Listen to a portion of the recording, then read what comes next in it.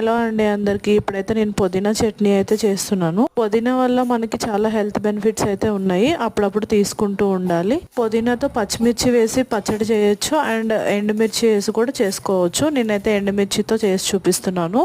ఇప్పుడైతే ప్రాసెస్ లోకి వచ్చేద్దాం. స్టవ్ వెలిగించుకొని కడాయి పెట్టుకొని దాంట్లో ఒక 2 టేబుల్ స్పూన్స్ అయితే ఆయిల్ వేసుకోవాలి. ఆయిల్ వేడైన తర్వాత ఒక 1 స్పూన్ పచ్చిశనగపప్పు, 1 స్పూన్ మినపప్పు, 2 స్పూన్స్ ధనియాలు, కొంచెం జీలకర్ర వేసుకొని బాగా ఫ్రై చేసుకోవాలి. అవి ఫ్రై అయిన తర్వాత పక్కకు తీసుకొని కారానికి సరిపడా ఎండుమిర్చి అయితే వేసుకోవాలి. మిర్చి కూడా బాగా ఫ్రై చేసుకొని అవి కూడా కొంచెం పక్కకు తీసేసుకోవాలి. తర్వాత పుదీనాని ఒక 2-3 టైమ్స్ బాగా వాష్ చేసుకొని అదే ఆయిల్ లో పుదీనాని కూడా వాటర్ అంతా పోయి బాగా తగ్గించుకోవాలి. ఆయిల్ లోనే ఫ్రై చేసుకోవాలి. బాగా పుదీనా కూడా బాగా ఫ్రై అయిన తర్వాత అది కూడా పక్కకు తీసేసుకోవాలి. అదే కడాయిలో ఒక 2 స్పూన్స్ ఆయిల్ అయితే యాడ్ చేసుకోవాలి. బాగా పండినటువంటి టమాటాలు మీడియం సైజు ఒక 3 అయితే తీసుకోవాలి. టొమాటోస్ మనకి కావాలి అనుకుంటే వాటర్ తో కూడా మగ్గించుకోవచ్చు, కానీ ఆయిల్ లో ఫ్రై చేసుకుంటే బాగుంటది టేస్ట్. టొమాటోస్ తో పాటే కొంచెం చింతపండు, మన పులుపుకి తగ్గట్టు చింతపండు వేసుకొని పెట్టుకొని కొంచెంసేపు టమాటాస్ మగ్గేంత వరకు మగ్గించుకోవాలి. ఇవన్నీ ఒకసారి చల్లారగానే అయితే మిక్సీ జార్ తీసుకొని మనం ముందుగా ఫ్రై చేసి పెట్టుకున్నటువంటి ఎండుమిర్చి, పచ్చిశనగపప్పు, ధనియాలు అవి యాడ్ చేసుకోవాలి. దాంట్లో మన రుచికి సరిపడినంత ఉప్పు, 4 రెబ్బలు వెల్లుల్లి యాడ్ చేసుకొని మిక్సీ పట్టుకోవాలి. ఇది బాగా మెత్తగా నలిగిన తర్వాత ఫ్రై చేసి పెట్టుకున్నటువంటి పుదీనా వేసుకొని మళ్ళీ ఒకసారి మిక్సీ పట్టుకొని టొమాటో వేసుకొని గ్రైండ్ చేసుకోవాలి. ఎంతో టేస్టీ అయిన పుదీనా చట్నీ అయితే రెడీ.